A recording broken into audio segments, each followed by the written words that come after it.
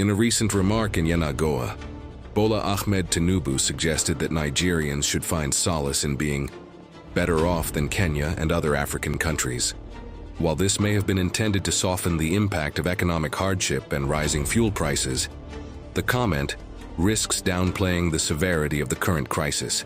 It echoes the biblical parable of the Pharisee and the tax collector in the Gospel of Luke 18:9-14. A similar warning is found in the Quran 53:32, which cautions against self-righteousness.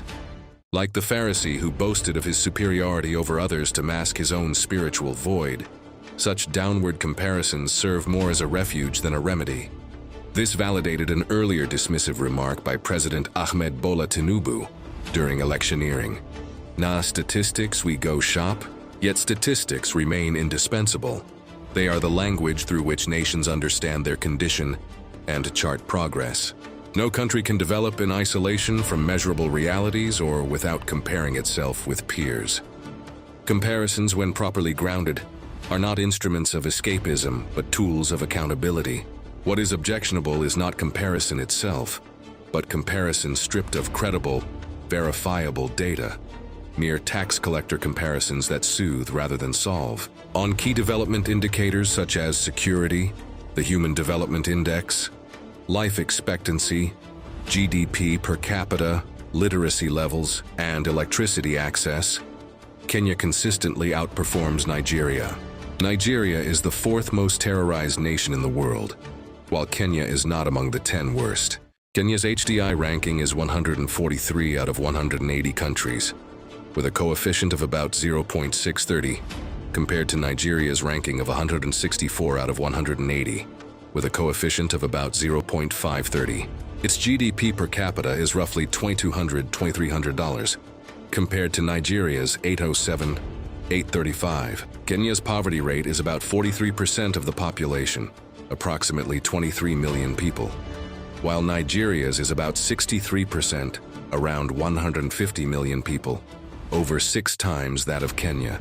Kenya's life expectancy is about 67 years, while Nigeria's is about 54 years. The literacy rate in Kenya is approximately 81–85%, compared to Nigeria's 62–65%.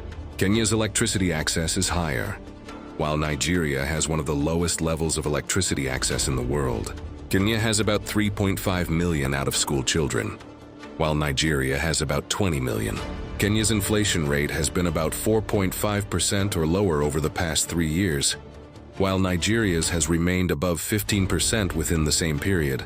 Kenya's exchange rate has been around USD1 to KES 130 over the past 3 years, whereas Nigeria's exchange rate rose from below N501 to above N1251 within the same period. Even with developments in the Middle East and rising oil prices, Kenyans have not experienced the sharp increases in petroleum product prices seen in Nigeria. Across other key indicators, Kenya also performs better. In the end, these indices clearly show that Kenya ranks higher than Nigeria on several development metrics. The standard of living of Kenyans is better than that of Nigerians. If the president considers Kenyans to be suffering despite these stronger figures, then Nigerians are in a far more difficult situation.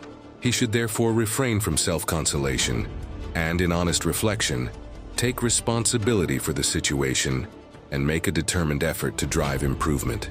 This requires a posture of humility, accountability, and commitment to addressing the factors that have slowed Nigeria's development.